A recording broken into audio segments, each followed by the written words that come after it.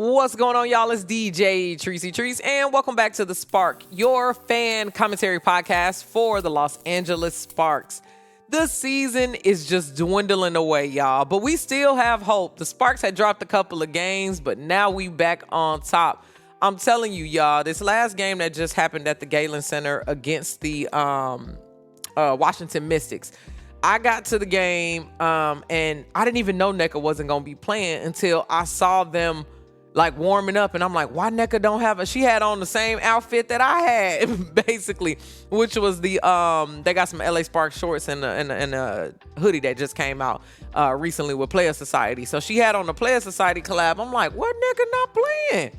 So completely shocked me. And usually when a team who's already down has just been told that their star player is not gonna be playing, it's like, okay, the kiss of death. But the Sparks, of course, got that fight in them. There was no chance they was giving up any losses, especially after that last game against Seattle, where they just kind of, as Nneka said in the press conference, they kind of tricked one off. You know, it was an easy one that they should have won. They didn't get the job done, so now they got to fight extra harder.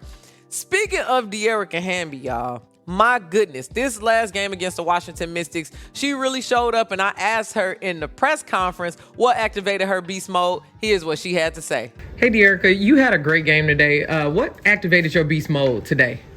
I'm still a beast. Like, I was still an all-star the last 2 years, and I think we lose sight of that sometimes. I lose sight of that sometimes. Just trying to get my confidence back, get my flow offensively, and just the amount of patience and like support that this team has had towards me, and so encouraging, and it's kind of kept me going all season.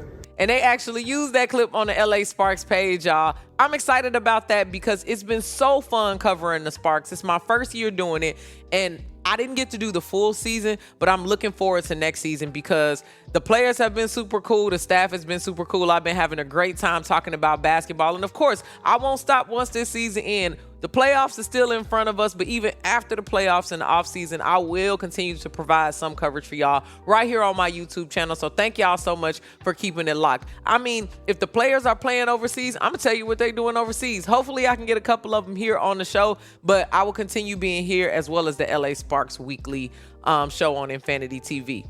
Boom.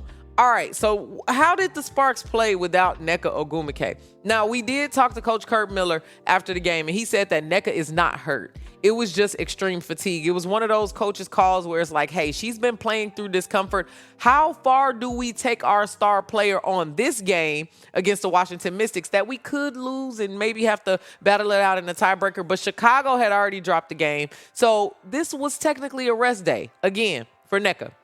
But the WNBA is having a hard time with travels, which the players have been saying in the press conferences as well, because if you play a game and then you got a red-eye flight, you got to fly all the way across the country, you don't get to sleep in the bed, you practice the next day, and then you got to play. So it's like, oh my goodness, they're on this non-stop just conveyor belt of playing basketball, practicing, and traveling.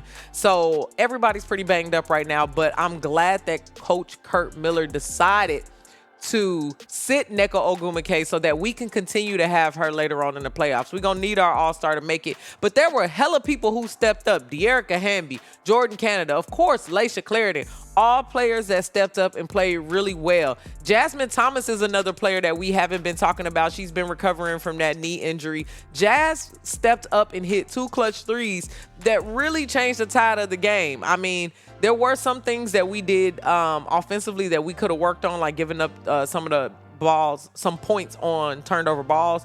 Coach Kurt Miller said that as well. But we were just a little bit over the league average in turnovers and giving up points. So while you want to be harder on these players, we have to give them a clap and give them a bravo for holding on and continuing to fight. It seems like this is the common theme for LA sports, y'all. Is this really what it is? Because this is reminding me of the Lakers season last year, where it was like, yo, we just gonna throw it in the toilet. Everybody injured, everybody's this, everybody that. The trade deadline came, we had a new squad, everybody got healthy, and all of a sudden we had this playoff push.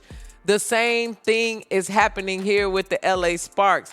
There are only a couple playoff spots left, y'all. Las Vegas Aces have secured their ticket to the playoffs. The New York Liberty, the Connecticut Sun, the Dallas Wings, the Minnesota Lynx just secured their spot. So there are only 3 playoff spots left: 6 seed, 7 seed, 8 seed. We are currently sitting in the 8 seed because Chicago dropped the game, but we play the Connecticut Sun tonight. If we don't win tonight, we are going to be in another position where it's a battle of who lost the most.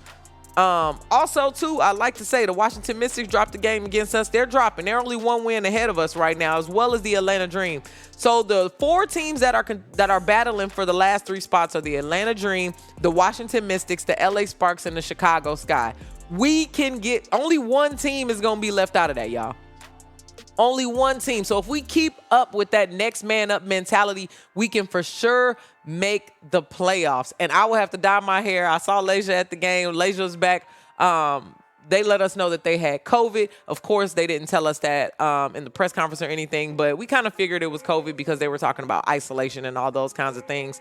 So we hate to see it, but Lasia was out there playing like they ain't even have COVID. I'm like, how are you with your lungs? And just keep going, keep going. Everybody on the LA Sparks has shown up and shown out this season. So I'm excited to see how we play again tonight. The goal is just secure the playoff spot. Secure as many wins as we can. Better defense, transitional defense, better offense, taking care of the ball, less turnovers. We're playing the Connecticut Sun tonight, y'all. We're playing Dewana Bonner, Alyssa, all these people who have been having career high seasons. So I'm hoping that the Sparks can come and stun them and take that storm to the East Coast and that we can secure the win. Let me know what y'all think in the comments, but I'll definitely jump on here after the game and let you know what's happening. Check me post-game in the press conference and on the LA Sparks weekly show on Infinity TV. The link is going to be down in the description. I'll talk to y'all soon, and go Sparks.